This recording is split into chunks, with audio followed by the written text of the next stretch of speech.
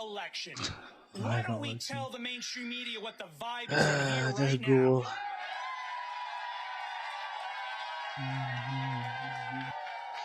Oh God, oh God, I know it's awful in there. Jesus Christ, this is a nightmare. Nightmare blunt rotation. This place has been packed Holy. since 4 a.m. How you feeling this morning? I feel terrific. This is the best day for America that there ever was. We're so cooked. This lady, you're not gonna be alive for the next 5 years, so you don't got anything to worry about. It's us. It's the young people who are screwed. You're chilling. You already got your money. Jesus Christ, you you old hag. You're not gonna be living long anyway. President Trump She's probably not gonna be around for the next 4 years. in office. That was And me. he will Sorry. make America great again. There we Ooh. go. No, you won't. She's making it worse. Make it worse. What do you make of how big the victory appears to be? I knew it wasn't even going to be close. I knew he was going to win Cap. from the beginning. Cap. It was not a landslide. It wasn't a landslide. That is one thing. It wasn't a landslide. And I want to say a shout out to all my friends in North Carolina. We took North Carolina Boo. and Pennsylvania. You just gave a shout out to North Carolina. My colleague Carly Shimkus is in North Carolina. We have a huge diner packed today. We're going to be checking in with every single one of them throughout the course of the next 4 hours. Let's go, Pennsylvania! Boo. Back to you guys. Back to you. I'm glad you The Republican mind. Yeah, dude. Looking into the Republican mind is just an absolute fever dream. It's an absolute nightmare. Carly is at a diner at Joey's Pancake House in North Carolina in the Asheville area. Hey, Carly. Also, one thing that I've noticed, they're all a bunch of old white people. Similar trend. A bunch of old white people. I was just gonna check the videos. It proves some points. Yeah, sure it does. Sure, but. Hey, good morning, guys. That's right. Welcome to Joey's Pancake House. And white people know better than you. Wow. You think these old hags know better about the fucking economy or what's better for the future? These people, I'm sure half the people in there think that climate change is a hoax, dog. What are you talking about? Like those old people are already retired, already have their pension, already have their social security. Like they're chilling, they're fine. They don't care about the rest of us. They don't care about the future. They voted for Trump. Yeah, like they don't know anything. They voted for a criminal who's been convicted of 34 criminal court cases, felonies. You think the old geezer Joe Biden can run the country? No, I don't. I don't like Joe Biden. Genocide Joe. He's a bad guy. He's not a good guy. I don't like. If you think that I like Democrats, I don't. I hate Republicans. I despise the Democratic Party for caving into right-leaning rhetoric. I mean, like when Republicans are constantly talking about, they're constantly fear-mongering about immigration. Instead of Democrats being like, hey, you're wrong, here's data, here's facts, here's research from experts saying that you're wrong, they're like, no, you're right. These immigrants are are coming across the country and smuggling drugs into the country, and they're all a bunch of criminals. Like that's when Democrats lean, they're capitulating to the right, just making everybody slant even more right. Like people are just moving further and further to the right, and it's so infuriating. He has a cat. Shut up. Holy shit. Anyways. The swing state of North Carolina has decided, and as you can see, people have turned out in droves to talk about this election. So I want to talk to some of the diners and see how the people are feeling. This is my friend Terry. Terry, how are you feeling about Donald Trump's second victory? I love it. I love it. I love it. Woo! And this is Becky. Everybody here knows Becky, right? I've heard a lot about my friend Becky. No, Ellis Trump. I heard that she has a lot of thoughts about the election. So what are you thinking? I'm just tickled to death because I'm telling you, we couldn't have 4 more years of what we've had. There's absolutely... Jesus Christ, these conservatives, these hogs, bro, make me sick to my stomach. Now, I don't want to be some elitist being like, these people are disgusting. Like, I mean, like, they are, but like I don't hate these people. I just deeply despise these people for their worldview, and what they believe, and I just deeply despise them due to liking Trump and being hateful, vile people. and being very selfish and emotionless and having no compassion whatsoever for other human beings. I deeply, deeply despise those individuals. But also people are, a product of the environment and all that kind of stuff. But I don't know. We have access to the internet. It's like we have access to all this information. Literally at your fingertips. You can just look up all of Trump's lies that he's constantly smearing. Trump is God. Wow, the glazing is crazy. Comparing a businessman, billionaire, con artist, criminal to God is insane. Like, such a truck mugshot. Oh, yeah. Can't forget about this banger. Hold up.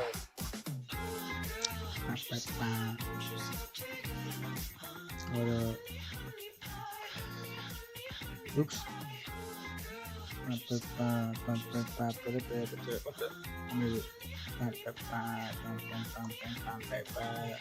is the true way of life. Can't forget about this absolute certified hood classic, absolute banger. Trump is the way. Trump is the way to true life. Yo, get his orange dingling out of your throats. Holy moly. His glizzy is so far up your ass, it's insane. Holy moly. Pull it out, dog. Pull it out. Not even trying to be like homophobic or anything. Like, jeez, the glazing is insane. Diabolical levels of glazing. A straight up criminal. Holy moly, bro. Holy moly, dude. Low gas prices. Ducky, do you even have a car? Do you even know how to drive? What are you talking about, low gas prices? Jesus Christ.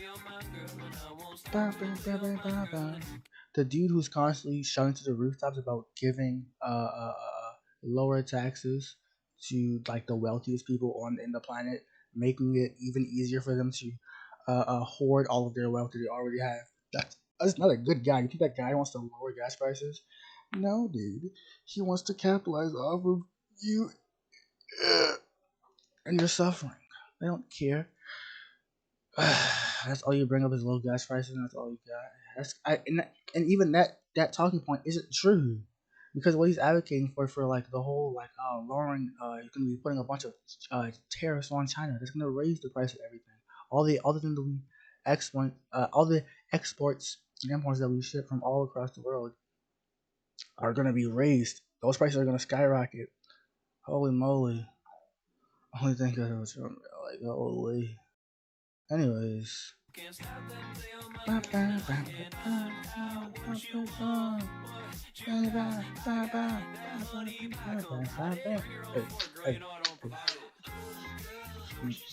This episode is made possible by Henson Shaving. Uno más. If your standards are ground low, yeah. The standards are extremely low. They're at the very bottom, the very bottom of the ground. Holy. It's almost that time again. Election season is bearing down on us, and we have some truly strong contenders this cycle. In the red corner, we've got Florida Man, the Penguin. Oh my God! This guy, literally the only black Republican in the Senate, and of course the God Emperor himself, the man who's so confident that he won't even show This is 11 months ago, almost a year up for ago. debates. Donald Trump. And in the blue corner, we've. You guys support LGBT? Yes, of course I support the LGBT community. Yeah, I think, man, you're getting banned. Yeah, nah. Yeah, we don't do any of that shit. Nah. The whole I hate gay people. Yeah, fuck off. Get the hell out of here. Get the fuck out of here. We're not doing that shit. We're not. I don't care if you're joking. I don't care if you're like us. No, don't say shit like that. Get the hell out of here. But I do. I support gay people. Gay people are cool and pog. They're just like you and me. Jesus Christ. Gay people are cool now. Cool and pog. We've got Oprah's Cool and spiritual based. advisor, Hassan's uncle. I don't hate them. I just don't support them. So you hate them. So what?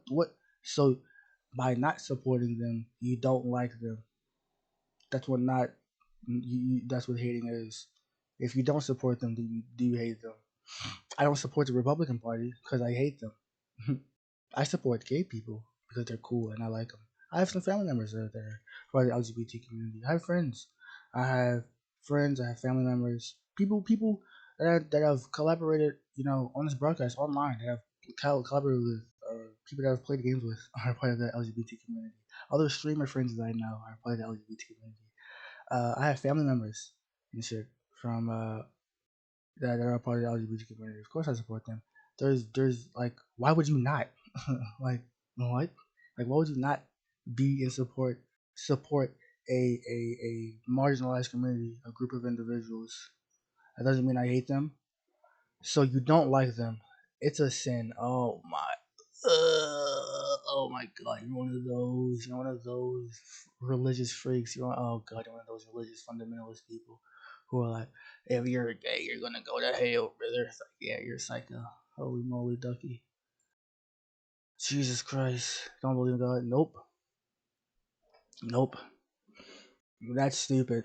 That sentiment that you have towards gay people being like a sin is what made me not believe in them. Like, learning that in like school as like a kid, it was like, whoa, that's crazy. Yeah, I'm not believing in that dude. I'm not gonna religious freaks. Yeah, religious freaks, Christian nationalists.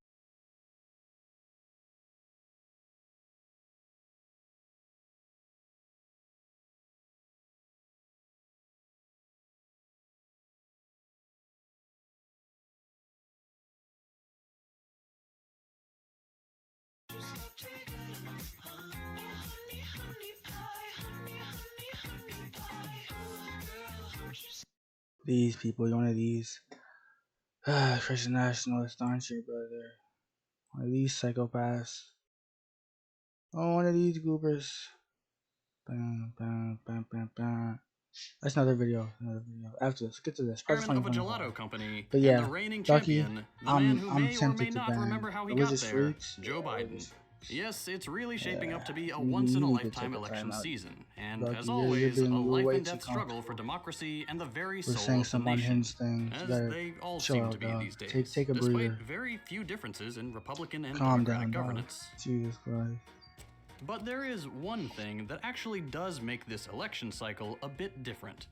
Conservatives have been lurching towards fascism for years, with the Democrats not far behind, though historically they've been a little more subtle about it. But recently, the American right has dropped a hot new single, Project 2025. If you thought they were bad before, just wait till you get a load of this. In today's episode, we're taking a look at the new conservative plan to seize total control and what it means for the future of the country. Brace yourself. It means we're cooked. Okay, Project 2025. We're What is it? cooked. Spearheaded by the Heritage Foundation, Project 2025 is a massive 920-page conservative manifesto detailing how they intend to give the Religious president people vastly more aren't power, like destroy others. bureaucracy, root out woke Yeah, propaganda, I know. Yeah, I appoint know that not vetted- all religious people are exactly the same. It's not a monolith.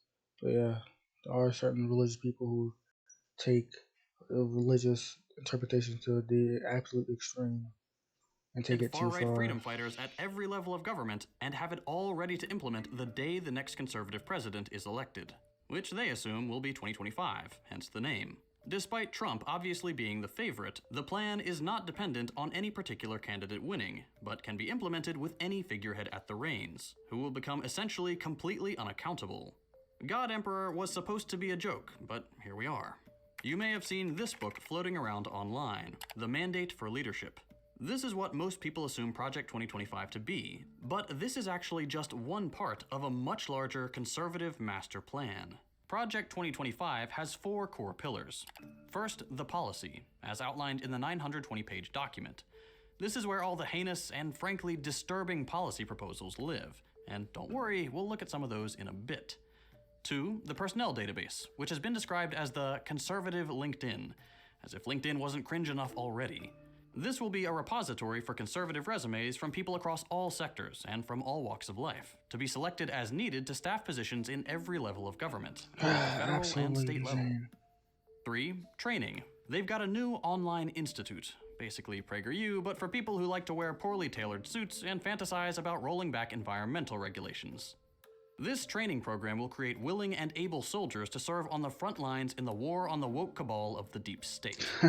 And finally, 4. The 180-day Playbook, a step-by-step guide for the new conservative emperor to systematically implement the policies listed in the manifesto.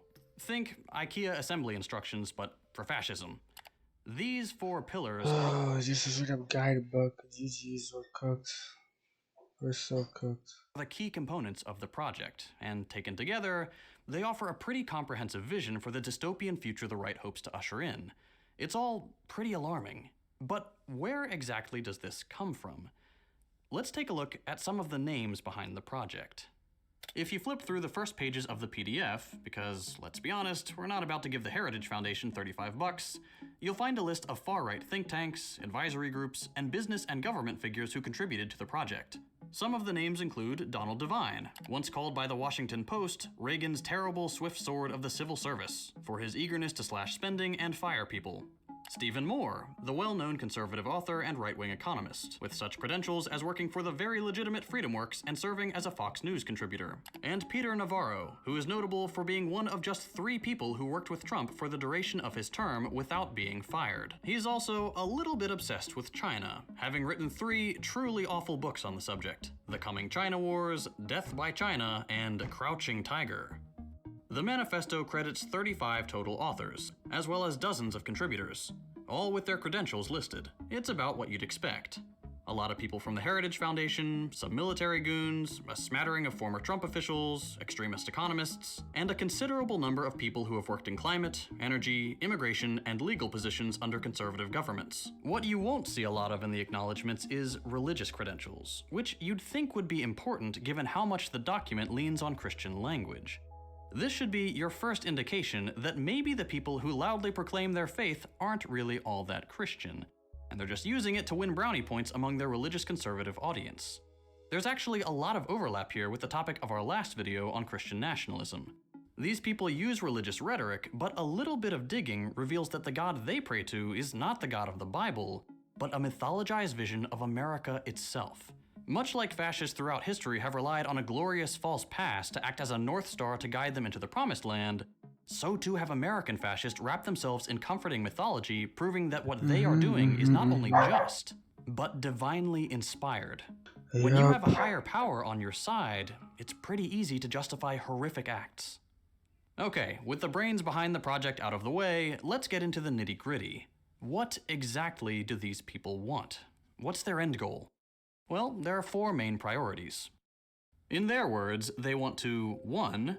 Restore the family as the centerpiece of American life and protect our children. 2. Dismantle the administrative state and return self-governance to the American people. 3. Defend our nation's sovereignty, borders, and bounty against global threats. Oh my gosh, deportation.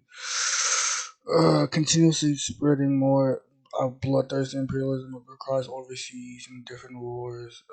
And 4, secure our God-given individual rights to live freely. Yeah, no, we don't have any of that.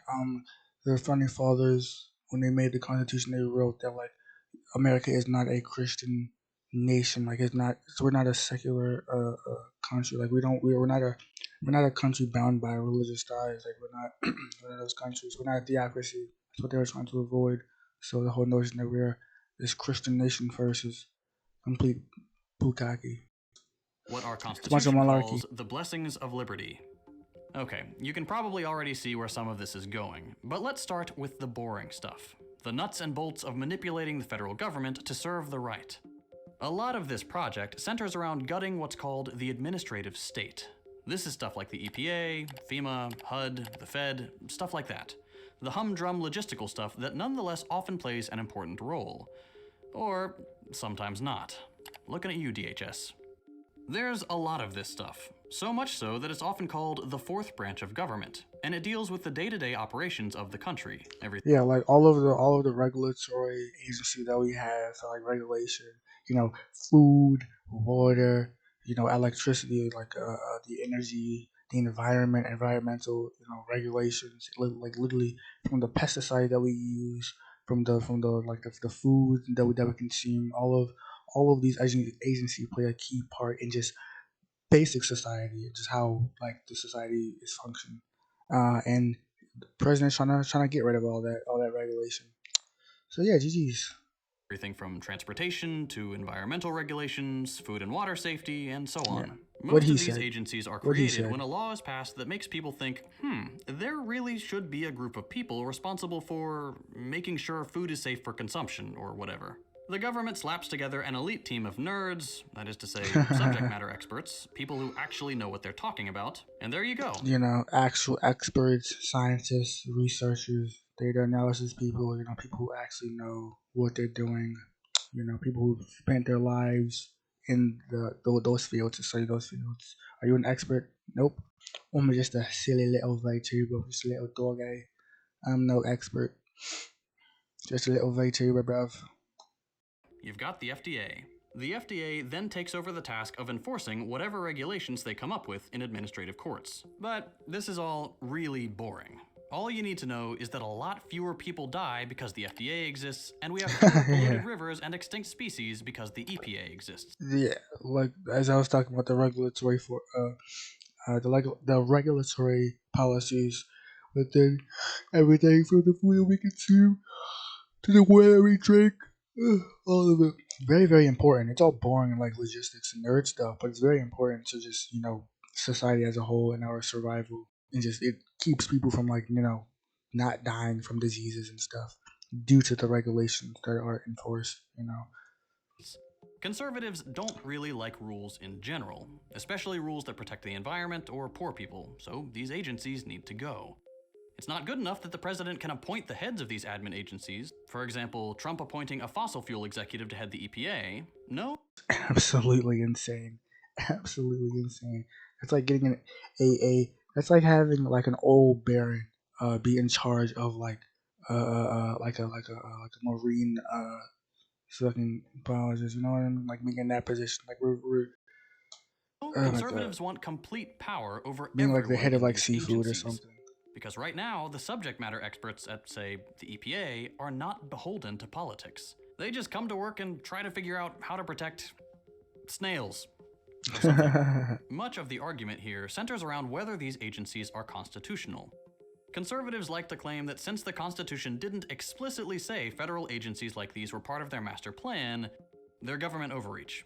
Well, they didn't explain why my message is deleted. Because you're saying unhinged things. You need to chill out. You need a time to you out so you can calm down and stop being a unhinged lunatic. You're saying a lot of unhinged things. And goofy goober. But anyways, as I was saying, what was I saying? Oh, yeah, back in the day, the founding fathers didn't. There was no, you know, FDA back then. They didn't have any of that regulation back then. They still owned slaves back then, so they didn't foresee. So you don't support free speech. Oh my God, are you brain dead? Are you brain dead? You gotta be. What the hell? Yes, I support free speech, dingus. It's just that when you start talking about hating gay people and supporting genocide and being a pro-fascist, then yeah, no, I'm not. You're not doing that shit. We're not doing that, dog. You know better than this. You've been here for a while.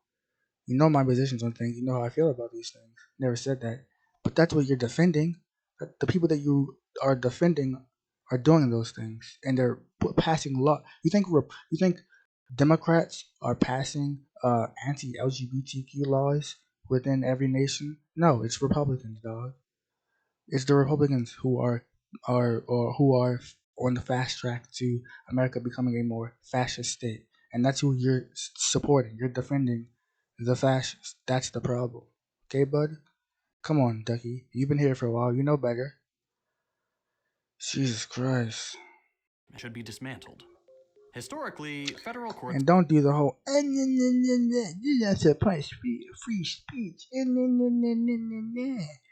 don't support free speech. Now, when you're being hateful, first I have no more communist beliefs. Oh, so you're just a grifter. Okay. That's crazy. Okay. So you're no longer a communist. Damn. That's sad. Oh well. There's plenty more where you come from. Hey, I'm still here. have disagreed with this assessment. So until now, we can rest assured that our milk has been pasteurized. It sounds like you're doing too much. Yeah, what Jay said. Yeah, you're doing too much. You're being really out of pocket, and that's not. You're derailing the stream and the content I'm trying to do, and the message and what I'm trying to learn. Holy shit, that has almost nothing to do with free speech. To prove my point, no, you're just being out of pocket and saying some unhinged shit. That's not. You're not. The only point that you're proving is that Republicans are psychopaths. That Republicans are not good people. And you're just proving my point that Republicans are just emotionless, selfish people who don't have any empathy for others. You're just proving that. That's my point. That's the point that I was making. And you're proving those. And our You're water proving isn't that. contaminated with lead. Anyways, But here's the thing with the whole send videos. constitutionality Alright, argument. Who cares? Most countries around the world strike their constitutions entirely when the people decide they're no longer relevant or they need to be overhauled. Only the United... Okay, we're not... Jesus Christ, what is this bullshit? How are you thinking about this election? Looking at this crowd here and looking at, I've been to a few Trump rallies. I think the tide's turning. I think a lot of students, a lot of minorities are looking to see how bad. Myself. Okay. We'll look at these videos and Jesus Christ. Dude, that's also another thing that I hate about fucking Republicans. They always use that stupid argument. Yeah. Off the top of the free speech. Like, they always use this stupid, you're suppressing my free speech when you're saying the most, vile things imaginable about marginalized communities.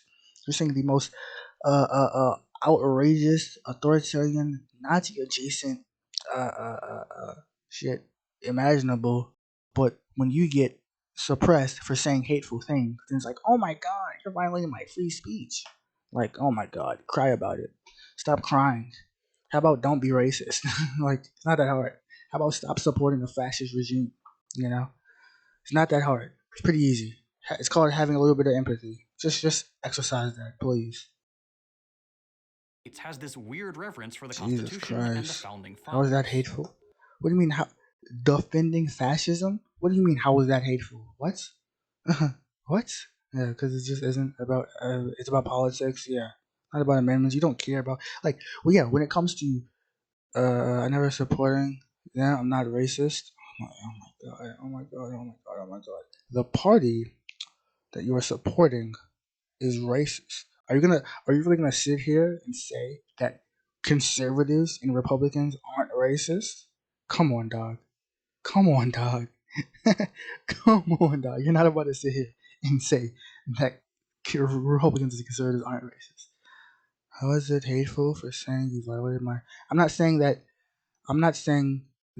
it's hateful. I'm not violating your freedom of speech. I'm saying that Republicans will use that argument. They will say that, oh, you're violating my freedom of speech when they get suppressed for when they say hateful things towards marginalized communities. Like when Republicans are like, hey, fucking maybe who doesn't like blacks or Hispanics, yeah.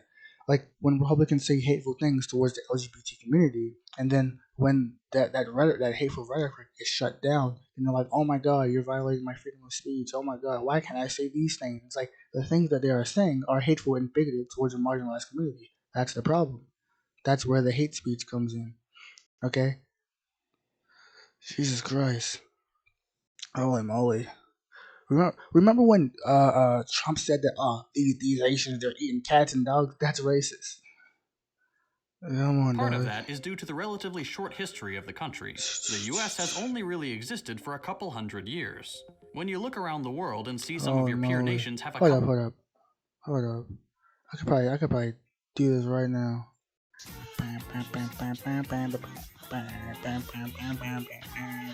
Hold up. Trump.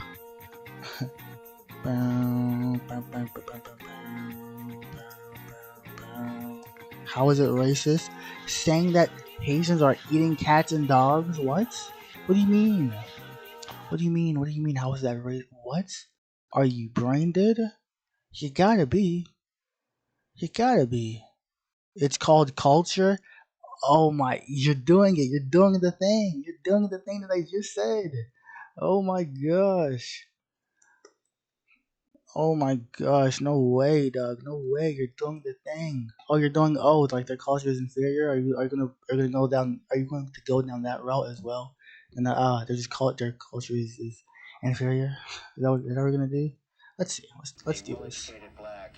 Puerto Rico. These are animals. Look at my African American over here. When he talks that way, the way he did on this tape, it confirmed that he is truly a racist. A well-educated black has a tremendous advantage over a well-educated white. A black may think that they don't really have the advantage. If I was starting... Yeah, that's what Jay said. Yeah, going off of racial stereotypes. Yeah. Off today, I would love to be a well-educated black. They don't look like Indians to me, and they don't look like Indians to Indians. It would be 9 blacks against 9 whites, all highly educated, very smart, strong, beautiful people, right? Pocahontas? Is it offensive? Oh, really? Oh, I'm sorry about that. Pocahontas? I think she's as Native American as I am, okay? When Mexico sends its people, they're not sending their best. They're bringing drugs, they're bringing crime, they're rapists, and some, I assume, are good people. I want surveillance of certain mosques. Negotiating with China. They say, we want deal. I'm asking for the vote of every single African American citizen in this country. What do you have to lose? You're living in poverty. Your schools are no good. You have no jobs. 58% of your youth is unemployed. What the hell do you have to lose? Look at my African American. Classic clip. We're from India. All of my friends in Little Havana. Jesus Christ. We're also praying for the people. Let's see. This is 8 years ago, dog. 8 years ago, dog. Ladies and gentlemen, I am officially running for President of the United States, and we are going to make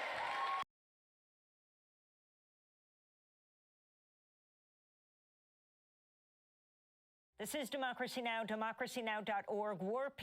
Some of that stuff didn't even sound racist. Yeah, only a racist person would say that. That's a red flag. That's a self-report. Holy. In the presidency. I'm major self-report. By it's Democracy crazy. Now's Juan Gonzalez in Chicago. Hi, Juan. Hi, Amy, and welcome to all of our listeners and viewers across the country and around the world. Well, Donald Trump is headed back to the White House 4 years after attempting a coup to stay in power. In a resounding victory over Vice President Kamala Harris, Trump is projected to have secured at least 277 electoral votes.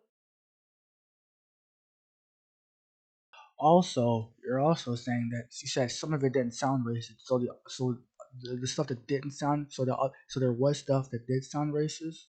Is that what you're also saying? So some of the stuff he said was racist, but not all of it. Is that what you're also saying as well? Okay, got it. That's not something that sounded like he was supposed to support it. Bro, holy. The brain rot. The brain rot. Needed to win the presidency.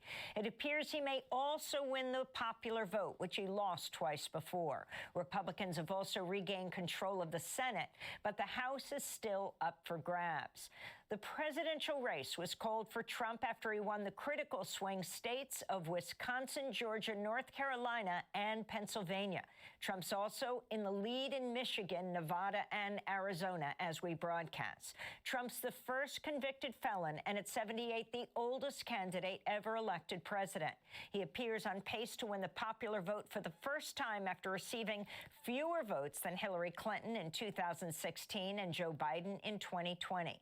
We begin with two guests. Michelle Goodwin is professor of constitutional law and global health policy at Georgetown University and founding director of the Center for Biotechnology and Global Health Policy, author of Policing the Womb, Invisible Women, and the Criminalization of Motherhood.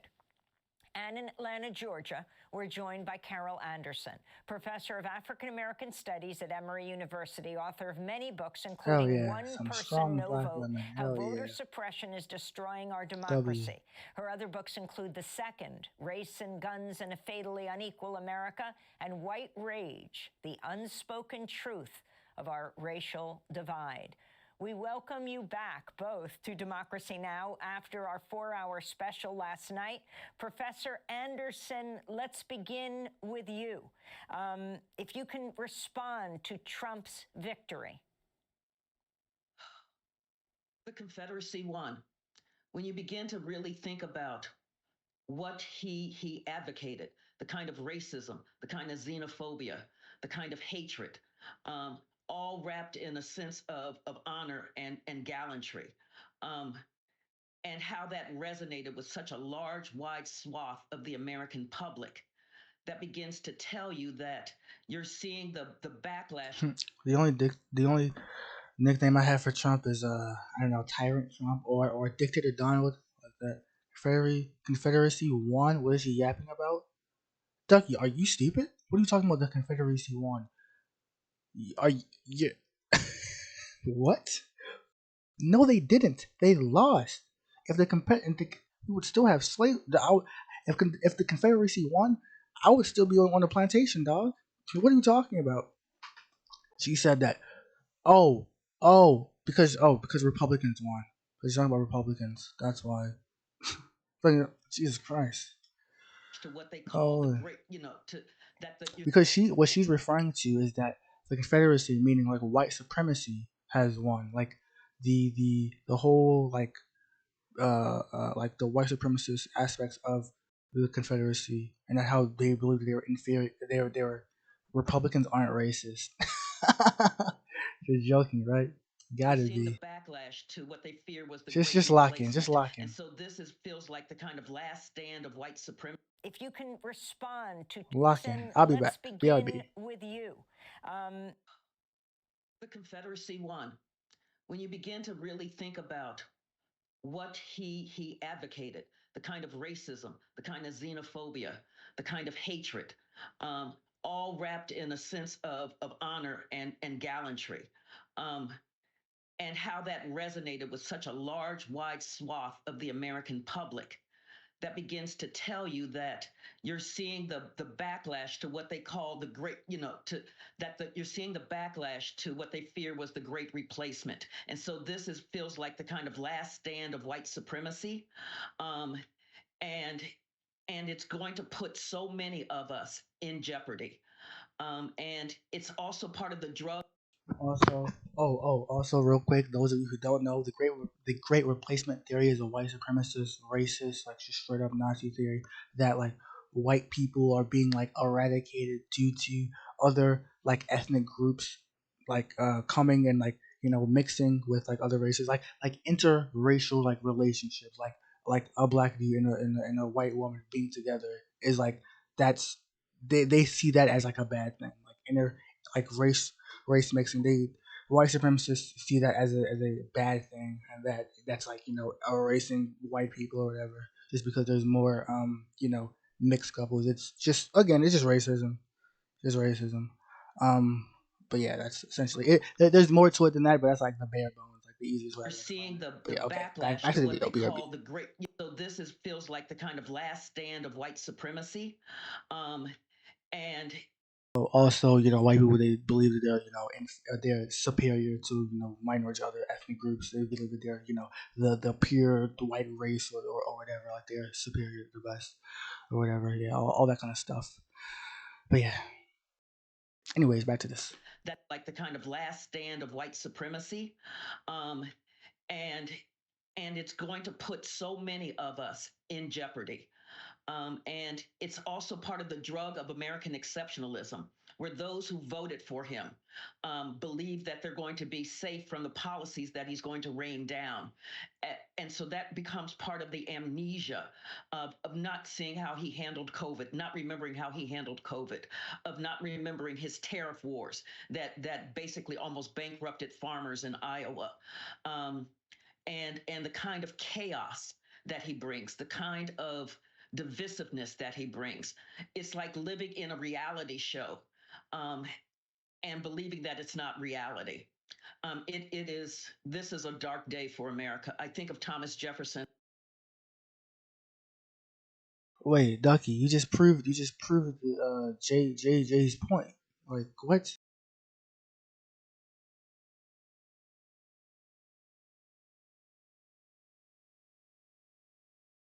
Like when we looked at that compilation, everything he said was racist. And even if you said, even by saying, even that you conceded that he said some of the stuff was racist, right? meaning that some of it was racist, some of it was not. Therefore, at the end of the day, you still believe that some of it was racist. Therefore, he's racist. Like what? It's been like it was a 40-60 split. 60% of it was racist, 40% of it wasn't. He's still racist. Like what? Some didn't sound racist to me. I'm not racist. Okay, but you're defending one. Jesus Christ, holy. It is. I know This that is a for dark sure. day for America. I think of Thomas But you're Jefferson when he supporting said, one. "I tremble for my country because Anyways, back God to the is video. just." Because that's what we're looking at. I'm trembling for our. That's like being like, hey, I'm not I'm not transphobic. I just like don't. Doesn't matter how it sounds. It's still racist no matter how it sounds. Oh yo, what's up, Blue Bomber Joey? How's it going, gamer? But yeah, like just because it doesn't sound racist to you doesn't mean it's not racist. Like, what do you mean? It can still be incredibly. What do you say? It can still be extremely racist, but to you, it's not because you believe that it's right, it's acceptable, even though it's not. It's unacceptable and it's harmful. Jeez Louise, dude! Holy moly! Oh, holy moly! Our country right now. That's what I'm saying. That only a racist person would be like, oh, what he said wasn't racist. That's because you're racist too, and you believe what he's saying. So of course you're not going to see it as racist because you think that he's right when he's not, when he's wrong, when he's being oppressive towards a marginalized community. Please don't be like that. Anderson, the vote that Trump got right now it's at So do you 71. Wait, so do you believe Joe is racist for supporting Trump? Yes, yeah, Genocide Joe. Yeah, he is racist.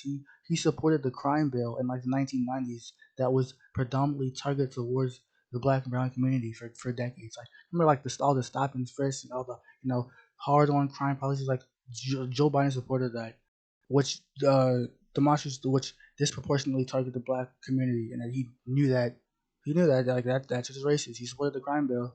That was a racist bill. It was intended to give power and to allow for police to do more, racial profiling towards, people within the black community, and also allowed for more police budget, and also allowed for more over policing, which also led to the incarceration of more African American men, especially African American men. So yeah, Joe is also racist. Like, what the hell? Like, come on, dog.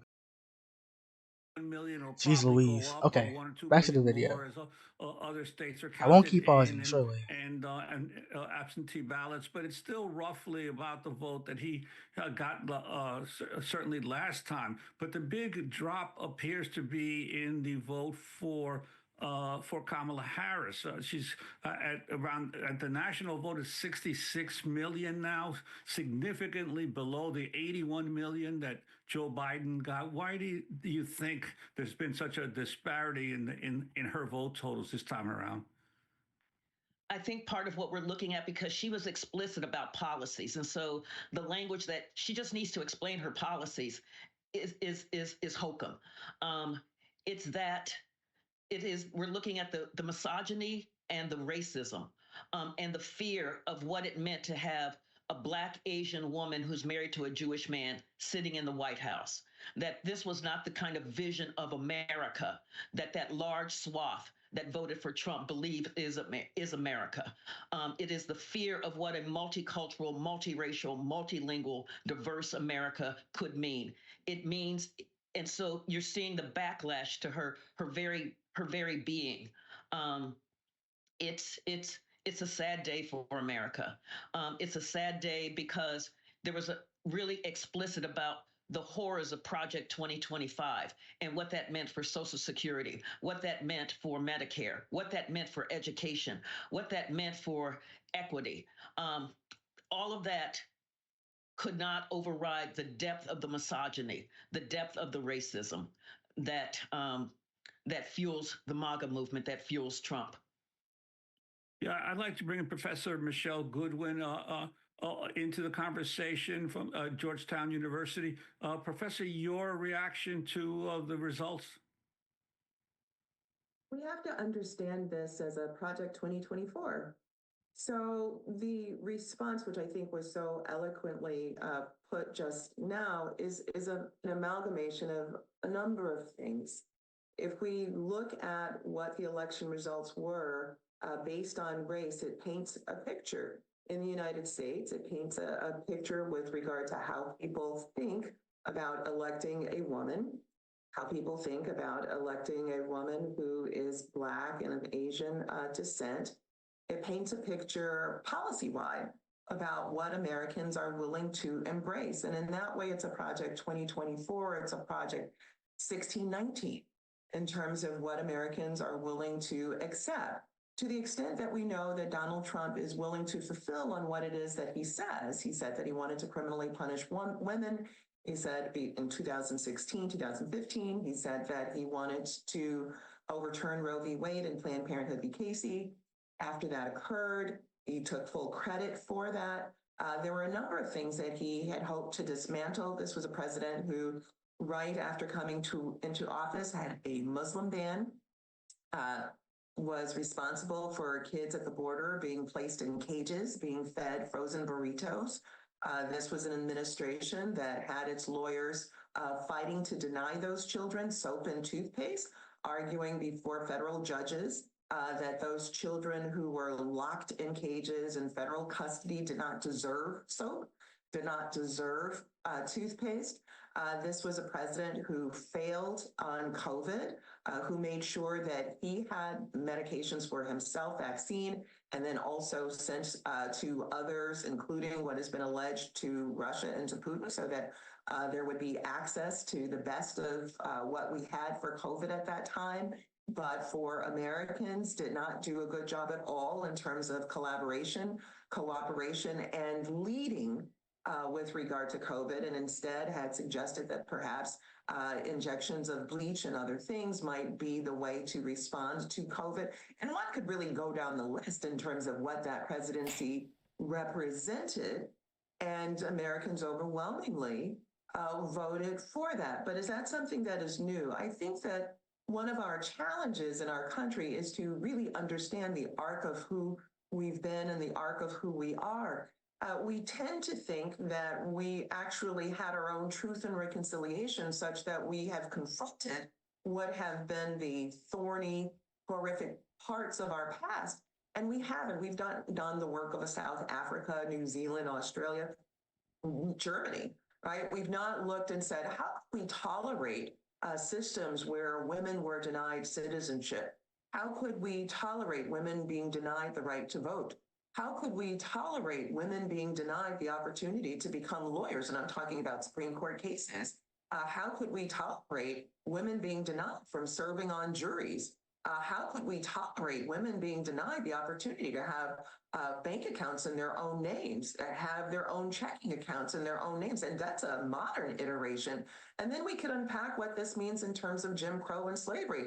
How could we be a nation that tolerated children standing on auction blocks and being auctioned off, bid upon, not for a horrific day where we wake up and say, my goodness, what was that all about? Bidding on children in shackles and chains? No, but not practice that lasted a day, a week, a year. A year alone might have been waking up and saying, how in the world could we have tolerated that? But to see that flow into centuries, and then to create patterns of justification and narratives for that, that then flowed into Jim Crow, a time in the United States that was marked very narrowly Okay. Rosa Parks, but more fulsomely, the denial of people being able to walk into parks, swim in pools, go into motels, stay at hotels, live where they want to based on their race.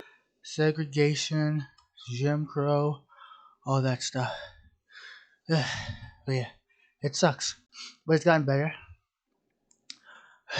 And what's not? And a practice It's gotten better, but we still have a long way to go. Lasted for generations upon generations. Still a bunch of systemic racism, still a bunch of racial profile, still a bunch of racial profiling. There's still, discrimination. Segregation still exists, but through the use of like gerrymandering and whatnot, different locations. There's more so, not necessarily more so segregated based off of race, but more so segregated based off your financial status. Intervention. So we have to ask ourselves, how could we have tolerated all of that? And in part, the answer is what we see in the election racial today, segregation. is that we're willing to tolerate more of that. And then we have to ask ourselves, why? What is behind that? Professor Goodwin, you're a professor of global health. You mentioned Trump's policies during COVID, and now he said he's talking about putting Robert Kennedy, the presidential candidate, in charge of women's health. But also, Robert F. Kennedy Jr. said that he expected to be in charge of what did he talk about? The CDC, the National Institutes of Health, a well-known vaccine denier. The significance of all of this, because it's beyond Trump. It's who will be in his government, from Elon Musk to... oh, God, don't even know Elon. Ugh, gross. That RFK Jr. That is a perfect question. And in 2015, 2016, I wrote an article about this, that while we could pay attention to, and it was right to, in terms of who would be elected president, what we needed to think about is who that individual would appoint to lead governmental agencies, because that's critically important. It relates to our clean air, the water that we drink, the education that children will be provided, and so much more. To place in context the Trump administration and COVID is to realize the following. There were more Americans that died in the first 3 months of COVID. I hope I get into politics when I'm older. I hope not. unless you can change up your political opinion to be a leftist, maybe. But if you're still going to be a conservative, still going to be a Republican, don't get into politics. Please, for the love of God, don't. Unless you're trying to unionize your workplace. But other than that, don't. Under his leadership, that in 19 years of the Vietnam War, I might start a war or two. That's not a good thing. Like, that's not cool. Like, war isn't good, dog. What the fuck? What's wrong with you? Why was you like, hell yeah, brother? When I get older, I want to start a war. Like, what is wrong with you? You're a psychopath. What? That's insane. So you just want people to go and die? Like, what? Oh, you become a Democrat? Yeah. But hey, Ducky, you're young. Hopefully, I can keep trying to educate more people like yourself, so you can learn to not be a conservative, and hopefully you could be more left leaning. Hopefully, maybe, or at least be a little bit more moderate. I don't know. I'm not trying to, like turn you into a communist, or something. I'm not trying to turn you into a socialist. Oh no, the scary communist. But like, I don't want you to be a fucking emotionless, selfish, ignorant Republican for the rest of your life. I'd rather you be a progressive person and be more open-minded and have more empathy to, other human beings and being how you are now. And everyone can change. Everyone can change. But once you start a dictatorship, yeah, you're insane. Yeah, nah. Yeah, you're smoking.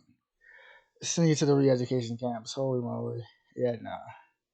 Now we're gonna start reading some Karl Marx again. We're gonna start reading some Lenin. We're gonna start reading some W. Du Bois. We're gonna start reading some not Alec Baldwin, James Baldwin. We're gonna start reading some Frederick Engels. We're gonna be reading all the communist, Marxist, socialist literature. It's gonna be fire. But yeah, no, do not do a dictatorship. What is wrong with you guys? Y'all are trolling. Y'all are trolling. You gotta be. Do not start a fucking dictatorship. What is wrong with you guys? Jesus Christ. The only dictatorship I want is a dictatorship of the proletariat. Okay, I want a dictatorship of the working class. Okay, not a dictatorship of the bourgeoisie, of the capitalists, but a dictatorship of the proletariat, as Lenin would say. Vladimir Lenin. Listeners and viewers might be stunned by that and wonder, does Professor Goodwin have that right? Well, I need to lead governmental agencies, because that's critically important. It relates to that children will be provided and so much more. To place in context the Trump administration and COVID is to realize the following. There were more Americans that died in the first 3 months of COVID under his leadership than in 19 years of the Vietnam War, the Korean War, and the wars in Afghanistan and Iraq. And I know your listeners and viewers might be stunned by that and wonder, does Professor Goodwin have that right? Well, I have testified before Congress with regard to that. I have looked at the numbers.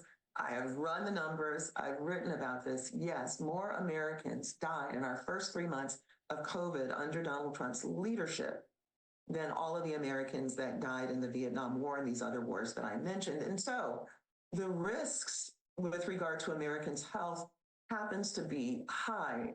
And again, it's a Project 2024 that we're looping out into a Project 2025. And I want to be clear about that because it's not hyperbole. It is to really understand that there has been a struggle in our country towards recognizing that all Americans deserve to be healthy, deserve to be able to have access to healthcare.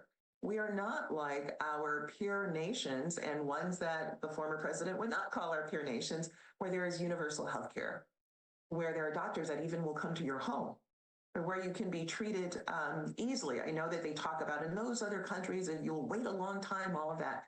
Americans have to pay a high price for their health care. And fortunately, there's the Affordable Care Act. But note that under his administration, and there were attempts to still do away with the Affordable Care Act. So what will all of this mean in terms of the people that he will appoint? I would say, let's not just look at what this means in terms of health. We have to look at this in terms of the EPA. We have to look at this in terms of other agencies that serve the American public. And I think that people should be quite concerned. And one other thing that I will add to that, Amy, is that it is very likely that there will continue to be global epidemics, pandemics.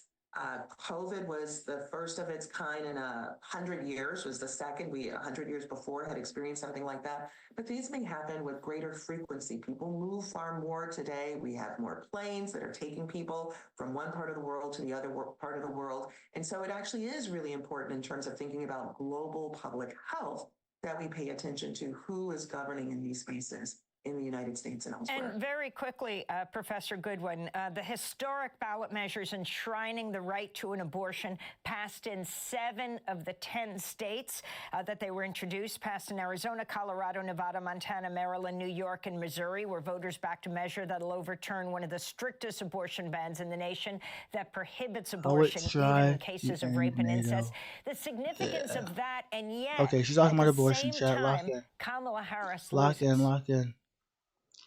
Well, again, Jesus if we Christ, parse this Ducky. out, what Yeah, we you're can just going see full is fascist. that That's really white sad to women see. overwhelmingly voted for the former president, but yet also abortion rights in their state. So they were able to parse these issues out, even though Donald Trump is, articulated wanting to criminally punish women and wanting to, and has appointed federal judges and justices on the lower courts as well as the Supreme Court in order to make it very difficult to access reproductive health care.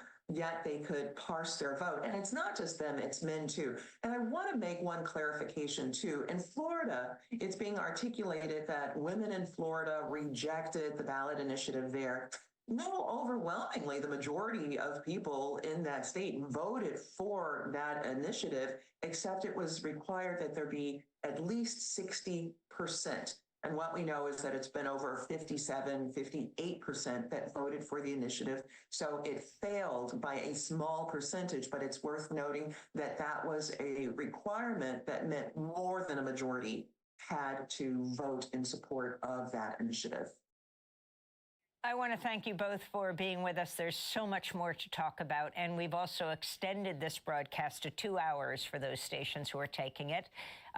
We have been speaking with Michelle Goodwin, who is a professor of constitutional law and global health policy at Georgetown University, founding director of the Center for Biotechnology and Global Health Policy. And we want to thank Professor Carol Anderson, professor of African American Studies at Emory University, speaking to us. This is coming from the person professor of African American Studies at Emory University, speaking Carol Anderson, Atlanta, Georgia. Atlanta, Georgia, that President Trump has won the state of Georgia. Crystal Cooks. Wait, what are y'all talking? Hold up. I was gone. What are you talking about? Attack the capital of Russia, China, North Korea, and Iran. Huh? I know I try and end the use of the dictator. What is wrong with you? This is Democracy Now!, democracynow.org. War, Peace, and the Presidency. I'm Amy Goodman with Juan Gonzalez. Bro. As we continue to look at Donald Trump's victory what is with this over Kamala Harris pro-dictatorship? and the What is Republicans wrong with y'all? taking Did y'all control. Did y'all forget about the American Revolution that we fought against? You know, the monarchy, the authoritarian states, the dictators. Did y'all forget about that? You know, aren't America supposed to be this whole beacon of democracy or whatever? Isn't that what Republicans are constantly saying? That we're supposed to be the land of the free and the home of the brave and all that kind of shit. Now y'all are supporting a dictatorship? Like what's going on? Where did these brain worms come from? I don't get it. You got holes in your brain if you're pro dictatorship. I'll start a revolution for Indiana. Yeah, okay. I think you're gonna start a revolution. Yeah, okay, bud. Okay, man. JJ, I don't know. Can I call you JJ? JYS better? I call you JJ. Is that cool? Anyways, Of the Senate. We don't know hold up. about the House. Hold on, let's go back. We got we got so sidetracked from this OG video about. Part of that is due to the relatively short history of the country. The U.S. has only really existed for a couple hundred years. When you look around the world and see some of your peer nations have a couple thousand years of history, you might feel the need to mythologize your past just a little bit to make your nation seem special. The Founding Fathers have been elevated to godlike status, especially among conservatives. But the truth is, they were a bunch of frat boys. Okay, not all of them. Ben Franklin was 70 and Washington was 44. But a lot of them, dear viewer, are younger than you are right now. Alexander Hamilton, the one with the annoying fan club, he was 21. And he wasn't even the youngest. Crazy. Anyway, the point is, when you look at historical events without the rose tint of mythology, you see a bunch of normal people just kind of making it up as they go along. It's normal that things change over the centuries. What? Ducky? What are you talking about? It must have been a cosplay. It must have been for Halloween. Someone dressing up as Benjamin Franklin with the powdered wigs and shit. It's considered constitutional should reflect the values and norms. Benjamin Franklin looking at, what are those, dog? What are those? Also another thing, you know, he had hair, glasses, and what? Okay, anyways, also another thing about the whole like masculinity thing, and the Founding Fathers were like, get the Chad men. It's like they're literally wearing. It's funny how conservatives people are always going to be hyper masculine. And they talk about the Founding Fathers, yada yada yada. When like the Founding Fathers would literally be wearing like dresses and makeup. So like whole notion that like makeup is like feminine or whatever, and like, you know, girly, it's all just again social conditioning and social norms that have adapted and changed over time. But and like how pink is for girls and blue is for boys or whatever, all that kind of stuff. It's all just social conditioning that has changed throughout the course of, you know, many years. But none of it really matters. It's all just societal norms of the time. That little tangent. Because like back in the day, they would wear, you know, the powdered wigs and the makeup and the undergarments and stuff. And that was like the manly thing to do. Back then, that was like the norm. But now that seems like feminine or whatever. But that's a topic for a different thing. Wait, earlier I would have added Washington D.C. as a capital to attack it if the Democrats took control again in this election. Wait, so are you saying that like the Democrats are trying to do a January 6th, but like for liberals, liberal January 6th? Like what? As this election? Aside, let's get back to the goals of Project 2025.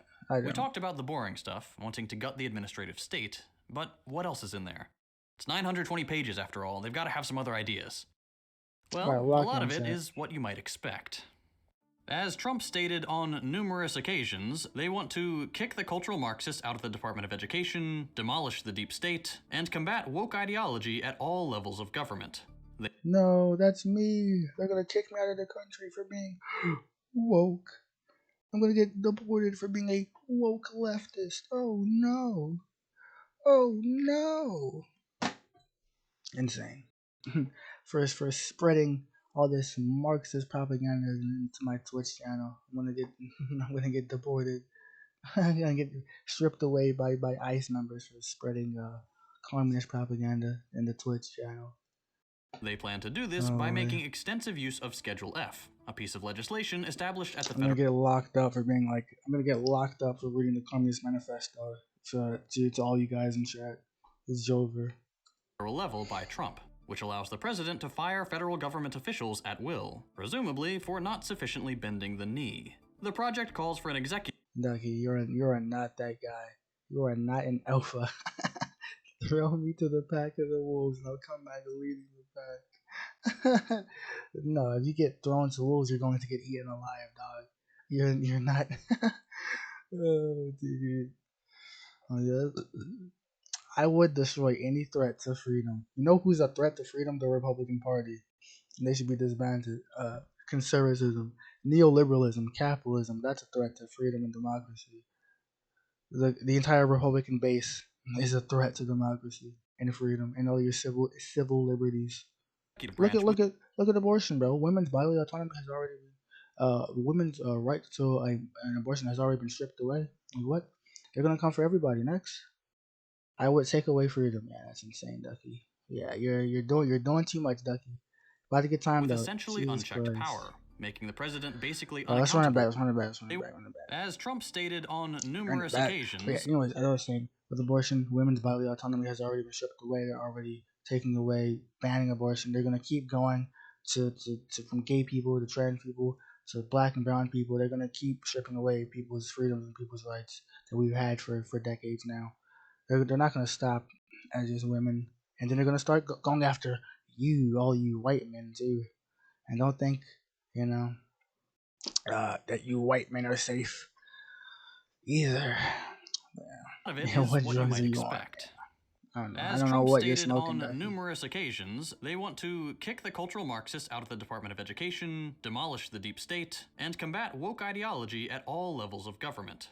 They plan to do this by making extensive use of Schedule F, a piece of legislation established at the federal level by Trump, which allows the president to fire federal government officials at will, presumably for not sufficiently bending the knee. The project calls for an executive branch with essentially unchecked power, making the president basically unaccountable to Congress. They want to dismantle the liberal system to build one more favorable to conservatives. That means scrapping environmental protections, moving away from globalism, punishing corporations for DEI language, which is funny because it sounds like they actually think these corporations genuinely believe their DEI statements. They want to escalate tensions with China by ending economic engagement. Yikes, another Trump supporter. Classic. Right on, brother. Holy, all these conservatives, bro. Holy. All the hogs are running wild in the chat right now. It's crazy. Holy. Engagement entirely, crack down on immigration, criminalize LGBT expression. They claim that any talk of gender, gender identity, and so on is pornography and should be banned, and has no First Amendment protections. They want to scrap labor discrimination policies. Quote, maintain a biblically based, social science reinforced... Yeah, America.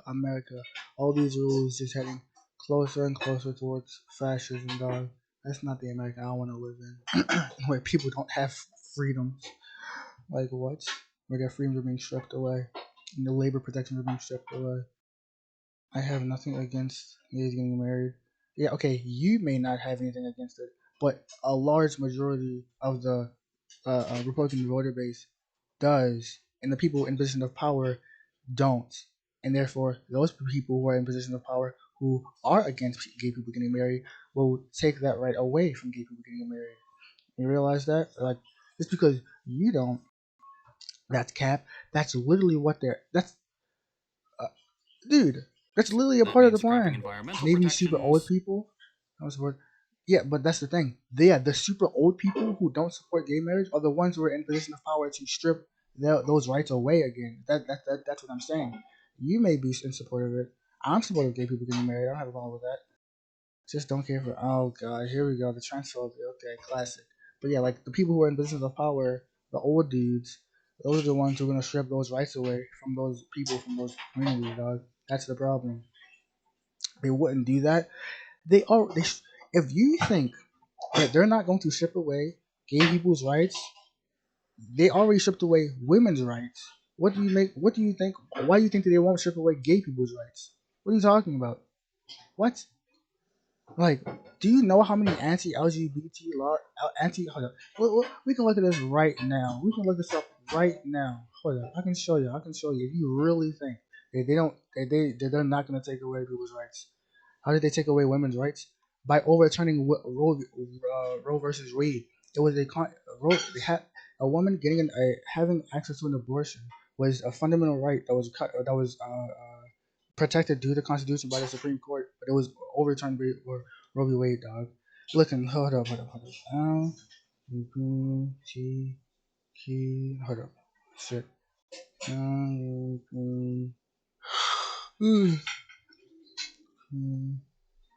Oh shit. Hold up. Right. Hold up. It was like anti. Shit. I forget. There was like a whole list. He's not in office. Oh my god. He's always and always will be about the state. It's not about the state. It's about women's bodily autonomy. It's about their bodily autonomy. Okay, gamer. Okay. Am I dyslexic? Holy moly. My states. Jeez Louise, dude. I don't know. Here we go. Here it is. To go on to this. Here we go. Map. Here's a map. Mapping the text of LGBTQ rights in the U.S. state legislation 2024. I like your hat. Thanks, gamer. Bubba. The 531 anti-LGBTQ plus laws in the U.S. 500 different laws, different discrimination laws against the LGBT community nationwide across the state. You get stoned to death for being gay. Oh my god, we're not talking about Saudi Arabia, dude. We're talking about America. We're talking about America right now, right here. Is this a problem? Yes, this is a problem. Look at this. These are all a bunch of anti-LGBTQ laws, legislation that has been passed that just makes it hard for people in these countries, in these states. I mean, you got Alabama, got Tennessee, and you can look at every single country, every single state. I mean, sorry, you can click on any single state and see every single anti like gay legislation that has been enforced, has been legislated within this country, and how it is affecting, people who are part of that community. Let's see. What is this bill? It's like every single little bill, dog. All of this shit, bro. Public health, banning access to healthcare age restrictions. Like, it's insane. Banning books and all that kind of shit. Like, it's insane, dude. It's not. This is a straight up violation. It's insane. It's insane. Absolutely insane. What's going on? These are all good things. Yeah, you're insane. Yeah, holy shit. Holy moly, dude. You're an absolute psychopath. You legitimately think that suppressing gay people from existing is a good thing. Bro, so do you support illegals and prisoners getting... Huh? What are you talking about? When did I say anything about illegal immigrants from existing? Yes, dude. When there are legislation that is being passed, when there's legislation that is being passed that makes it hard for gay people to just exist, that's bad. That's not good. We seen the same thing. Yes, these are all discrimination laws. Holy moly, dude. Let's see. Let's say all our policies, local policies. Like, dude, it's insane. The money is going to illegals. Jesus Christ, dude. Relationship, parental recognition, confirming adoption, family non-personal laws, inclusive definitions. Might be a civil war in our lifetime. What is with this civil war shit, bro? Like, where is this coming from? Housing, non-discrimination laws, public accommodation, non-discrimination laws, credit and lending, discrimination laws. Like, these are all laws in place that are making it harder for gay people to just exist. Someone's telling me about that argument. Oh no, no, they won't. Like, Jesus Christ. Jesus Christ. Moving away from globalism. And also, yes, we should help people come into the country and immigrate here. I'm not against people coming here. Okay, so the main thing is like, these illegals coming into the country. Nah. But the thing about it is that there is no pathway, just illegal criminals. But that's the thing. No one who is seeking asylum should have to wait years in order to get into a country. That's the problem. Like, it takes 7 to 10 years just to get a citizenship. Okay, like, do you realize? I'm not against people coming in legally, but that's the thing. We have made it so hard for people to come here legally. There's no pathway. There's no line. Like, you keep saying, "Oh, we want them to come in legally," but there's no. You're being like, "Oh, we need, like, I don't have a problem with it. They just need to enter here legally and whatnot, and legally come in, like, get into the line, right? Like, get in the line and come here legally, right?" But the thing is that there is no line. There's so many people for coming here, and we don't have the judges, the process, and it takes literal years to get into the country legally. That it's like people have to resort to coming here illegally because it literally takes almost a decade. Do you have family that's going to be deported? No, I'm a native-born American citizen, but I don't like that. Doesn't matter. I don't like people who come here we should give the people the resources that they need to come here to become productive members of society. Jesus Christ, dude, it's not that wild. Like, no one is illegal. You're talking about a human being going from one country to another to another to seek asylum, to have a better life. There's nothing illegal about that. They're just coming here to survive. That's it. You know what they're here to survive. That's a crime. Surviving, leaving a country to go somewhere else in order for a better life, that's not a crime. Trying to live in a peaceful world, that's the way the world works. Jesus Christ. Oh my God, bro. Oh my God. Trying to seek asylum is not a crime. That is your legal right to seek asylum. People who are coming, so, oh my God. It's the same in every country. Oh my God. Oh my God. Oh my God. You're so brain broken. Holy moly. Okay, let's get this whole drug narrative out the way. A constant argument that I hear all the time about illegal immigrants doing all the crime. Okay, let's see. So drugs, right? Always talking about drugs. So let's see. Let's smuggling now. Okay, fentanyl is smuggled for U.S. citizens by U.S. citizens, not asylum seekers. Okay.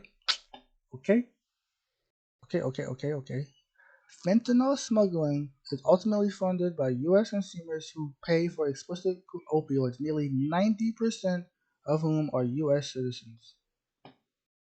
Okay. You look at the videos and show your screen. Fact check. We can go to the goddamn Border Patrol. Where was it? National Immigration. Here we go. Start right here. These are all the drugs that are being smuggled in pounds. All the drugs. And these drugs are being smuggled in not by illegal immigrants. It's not illegal immigrants who are smuggling drugs into the country. It's U.S. citizens. U.S. citizens are smuggling drugs into the country over the border. Not illegal immigrants, dog. Okay? Gotta get that out the way. Because that's just more fear-mongering propaganda. That's just wrong. When you look at the statistics. Okay? So the whole narrative that all these illegal immigrants are coming into the country smuggling drugs is not it. Oh, here we go. This is from the Cato Institute. Okay.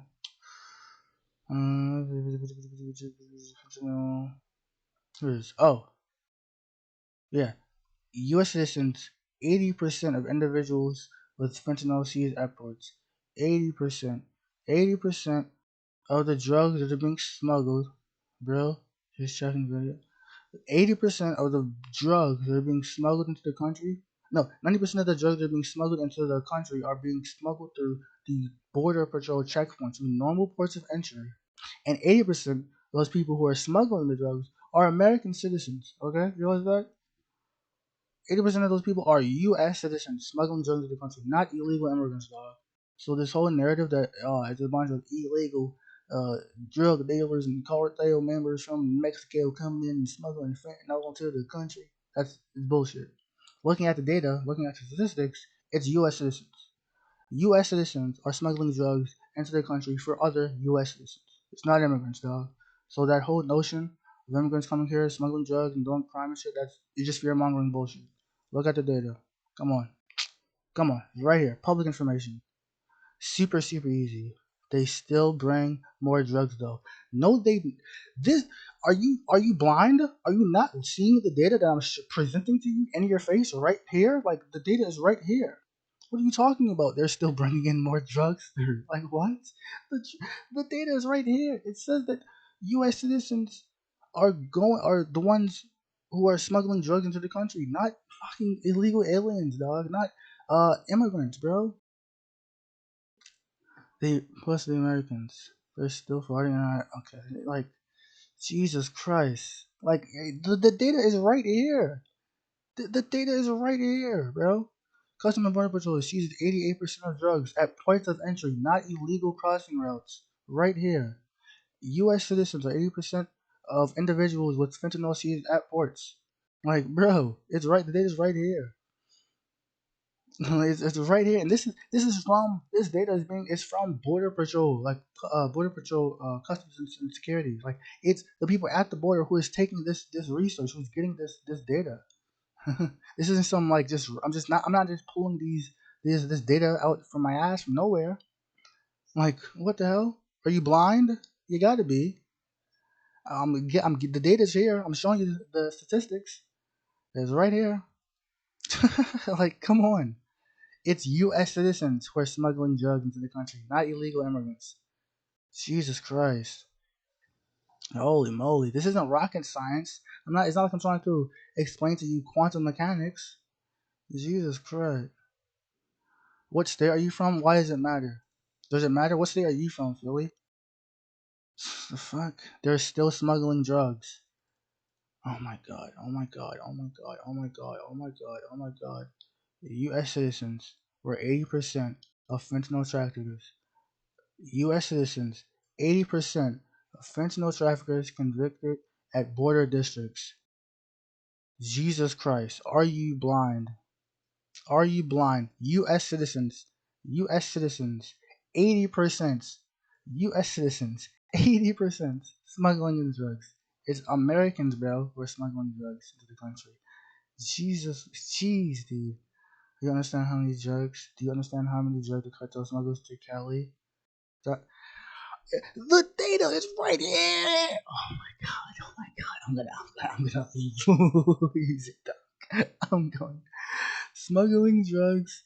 When did fentanyl become such a big deal throughout the years? Fentanyl, more and more of it has been coming. More and more fentanyl is being smuggled through the country by American citizens. I'm saying that they are still smuggling drugs, not more than Americans. Ducky. Oh, I can't say that. Can't say that. Oh my god, bro. There you go.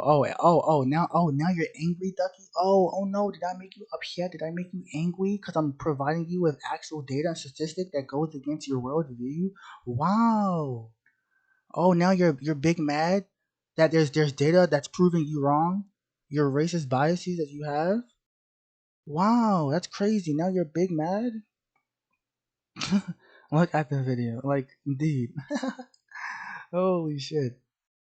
How am I racist? Jesus Christ.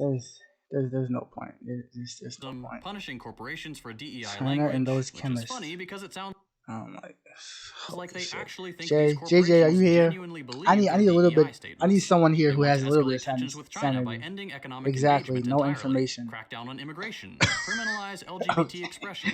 They claim that. Yeah, I have no information. As I just spent 30 minutes Showing you data. Okay, yeah.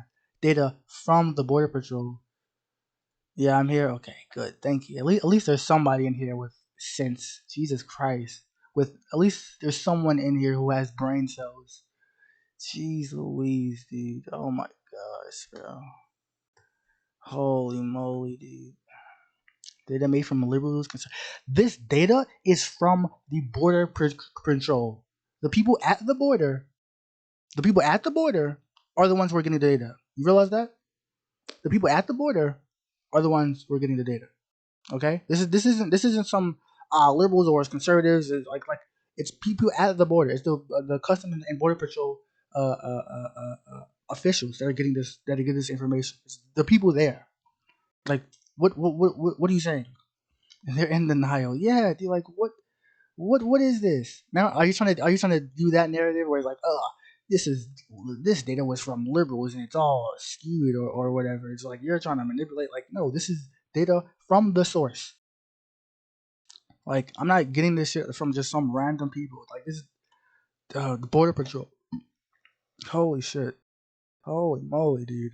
That any talk of gender, gender identity, and so on is pornography and should be banned, and has no First Amendment protections. They want to scrap labor discrimination policies. Quote, maintain a biblically based, social science reinforced definition of family, meaning scrap protections for same-sex marriage, and plan to, quote, secure our God-given individual rights to live freely, unless, of course, you're one of the aforementioned groups they intend to criminalize out of existence. Brainwash Liz. I know nothing. I am not a liberal. I'm not a conservative. I'm losing my damn temper. Yeah, you're losing your temper because you're being faced with data and statistics that doesn't go against your worldview. And now that I'm using data from experts, from researchers that are proving you wrong, that goes against your worldview. So yeah, I mean, sure, you can be mad. Don't be mad at me. I ain't do nothing. This is data from the people there. Customs and Border Patrol. Okay. That explains some points. Yeah. Okay. Drug enforcement agencies, Customs and Border Protection, the Office of National Drug Policy. Like these are official channels. Kamala doesn't do anything. We're not talking about Kamala. I didn't say anything about Kamala. Now you're pivoting. Now you're trying to take the argument somewhere else. No, you brought up the illegal immigrants and shit, and I'm giving you the data proving you're wrong. You're doing the wrong thing. You're afraid I'm going to make a point. I have dissected the point that you made, showed you evidence from researchers, from people on the ground, and you're just not listening. I'm not afraid. Holy dude, holy moly, man, holy moly! I'm losing my brain cells. I'm losing my brain cells. Jeez Louise. In that vein, Ducky, where's your point? You know what? Let's see, because you're gonna keep yapping. Trump is anybody can be racist, not just white people. Truth is, anyone can be racist, not just I know that. I never said anything that only. I never said that only white people can be racist. I never said that. Where did that come from? Yeah, anyone can be racist. Doesn't matter. You could be a black person and be racist. You could be a Latino person and be racist. You can be an Asian person and be racist. Like what? Come on. It's not just a white person thing. Very briefly on their views on pornography. I will say like 50 times. Oh, you keep returning to the video that we have on Discord. 7 million new people under the age of 30 bought homes when Donald Trump was president. Woohoo! Yeah, isn't that great? That's great. I love homes. Yes, good.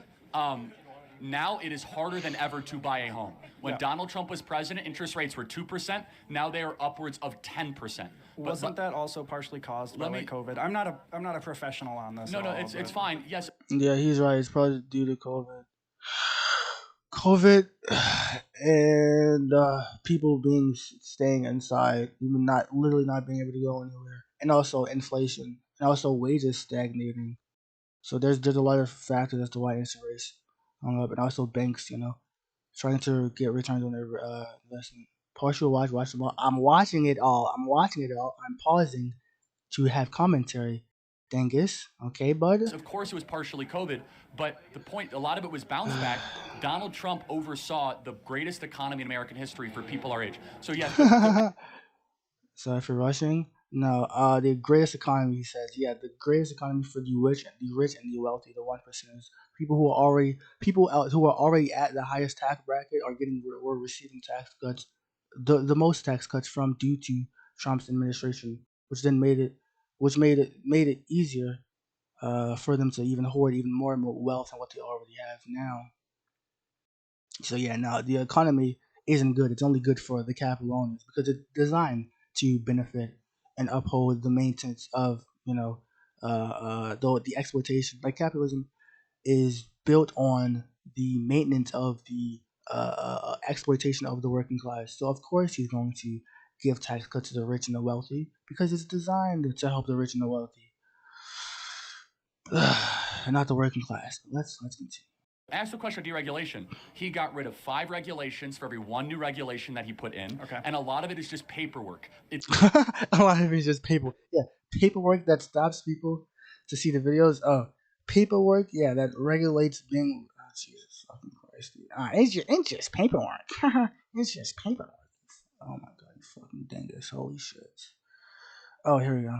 Here's the video. It's stuff that would drive you insane. Let me actually, so here's a good example. Regulation is good. We need regulation for things to just work. We need regulation. Deregulation is not good because what happens is when conservatives constantly push for deregulation, that only means companies will just form oligopolies. They will engage in business mergers. They will engage in. One talks about Black America. Why are we talking about Black people now? I'm watching the video. I'm talking about the video. Why are you bringing up Black America? What the hell are you talking about, Ducky? As I was saying, deregulation only leads to monopolization of mega corporations. Mega corporations turn into oligopolies due to private company mergers and companies buying like smaller companies, and they just become a massive monopoly. That's what deregulation does. Monopolies are bad because they reduce competition. And isn't that what capitalism is all about? It's all about competition. No, it's about the profit margins. It's about profits. Jesus Christ. Happy now? I'm looking when you were at the filling out videos. those forms, was there ever a time where you felt a little exhaustive and it was like a little duplicative? No, the forms this year were actually really good. For me, it was pretty good. Does anyone sympathize with the amount of forms you guys had to fill out? I mean, if anybody here is your supporter, they're gonna agree with you. But yeah. Well, no, it's just a matter of like observing reality, right? Okay, then he just started just talking about filling out forms. Okay, it's fucking useless. How are you thinking about this election? Looking at this crowd here and looking at, I've been to a few Trump rallies. I'm not gonna do this. I think the tide's turning. I think a lot of students, a lot of minorities are looking to see how bad, myself included, how things have been under the Democrats this past 3.5 years, and they're not good. Mm-hmm. That is true. He is right. Democrats haven't been giving minorities anything to vote for, because like back in the day during the civil rights movement and whatnot, Democrats were like, oh shit, like we protested for more rights, to right to vote, all that kind of stuff, a bunch of different issues, and the Democrats actually listened and they pushed legislation to help make the country more equal when it comes to on racial lines, right? But nowadays Democrats don't do shit. When we protest, when we organize to be like, hey, we have all these problems, Democrats don't do anything, right? And now people are upset. They're like, what the fuck is going on? I don't have anyone else to turn to. This is a problem. Prices are high, rent's high. We want to buy a home someday, and it's not looking like we're able to do that. So I think a lot of people are just fed up with what's happening in our economy and our nationwide and foreign policy as well, and with the border as well. I mean, look at the Black community. We look at Chicago. That Black community, South Chicago, has been begging for help for decades, and all of a sudden, illegal immigrants come in and get thousands of dollars. Oh my God! Here's go with the right wing grift, being like, yeah, no, dude, it's not the illegal immigrants that are stripping away the Black community and the struggle that we have. It's capitalism, dog. It's not illegal immigrants. It's capitalism, bro.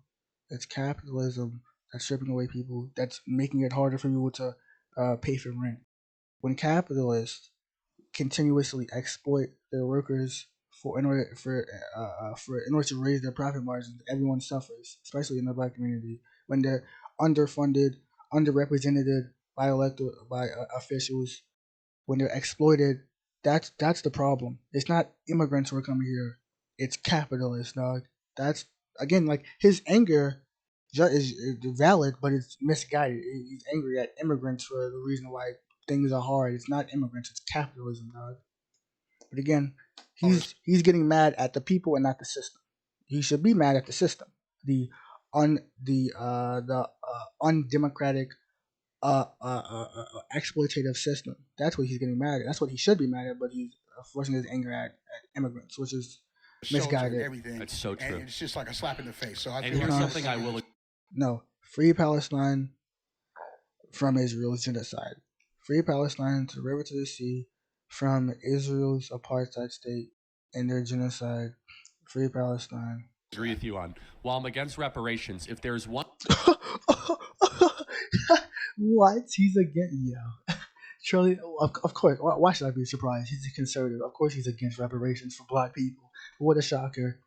What a shocker, dude. Oh, yeah. What an absolute struggle. What an absolute fucking goal, dude. Jesus Christ. One community that we have a social contract with, it's our fellow Americans, black Americans. Why are we putting black Americans last and Nicaraguans that come here illegally first? Right. It's outrageous. Seeking asylum seeking. Also, this is also another double standard. Like, Charlie, like, he doesn't care about black Americans. He doesn't care about black people. He's a racist idiot. But he's also, again, using, instead of focusing on class struggle, he's using it on racial lines to create more like class division, like to create more division between the working class. That's what he's using. He's using these immigrants. Immigrants are the problem. And black America should be upset about this.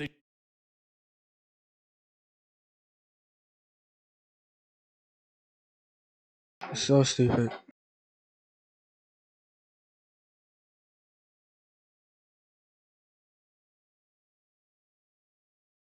They basically just mean any discussion of gender, abortion, or any identity other than straight and cisgender. They want all instances of this kind of language stripped from society. While it's a little cliche to compare the conservatives to Nazis, you know what books were the first to be burned? Which institutions were the first to be shuttered? Books on gender and sexuality. Yeah, I hope you can sleep away the brain worms. Good night, Dougie. And institutions that studied these topics. But okay, we know elected conservatives are like one step removed from outright fascism at this point. But how are they justifying this? Yes, we all know they just forced this stuff to them if they could. Stay mad. But at least for now, they still have to play by the rules of Western liberalism. So the key to their plan is to lean on unitary executive theory, which dates back to the devil himself, Ronald Reagan.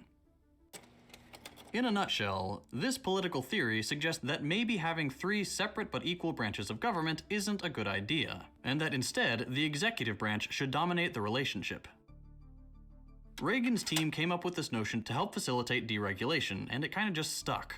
Every president since Reagan has made use of this theory to wield just a little bit more power than they probably should have. Bush Jr. justifying his invasion of Iraq, Obama justifying widespread US deployment overseas, Trump's Muslim ban, and so on. Now, the Project 2025 ghouls want to make sure the president has essentially unchecked power, that Congress cannot prevent the president from doing what they want to do, however heinous their pet projects may be. There's a whole conversation about unitary executive theory in government circles. People are writing books about it and having very important conversations with very smart people. And you know what? That's crazy. What makes this so scary. The Republicans talk a big game about destroying cultural Marxism or waging war on woke, but that's just bluster. When they start coming up with justifications within the liberal framework, the Democrats will cave like they always do. Every single time we see them play ball with the far right, they cede a little more ground each time. Then you get a president like Biden. Yeah, every time they'll take a what is it? They'll give them an inch and they'll take a mile. It happens every time. Who just straight up accelerates the process by speeding up border wall construction, approving a record number of oil drilling permits, and then when he inevitably loses because everyone is upset with him, the Project 2025 people swoop in and the Democrats just go along with it because it's technically legal. Not to do it again, but most fascists throughout history have come into power through technically legal means. And then they change what's legal so you can't get them out again. Well, that's all pretty grim, huh? What's the solution here? Do we just vote harder? No. I mean, do that if you want, especially if you think you can make a difference at the local level.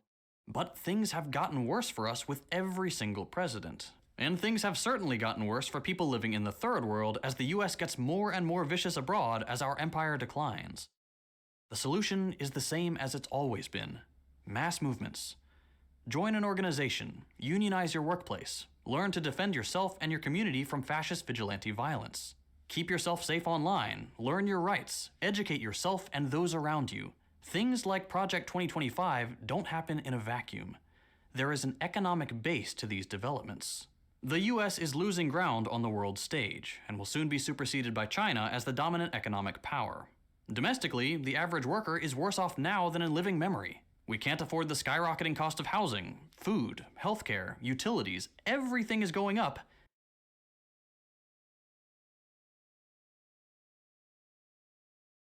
Yo, Blue Jay, what?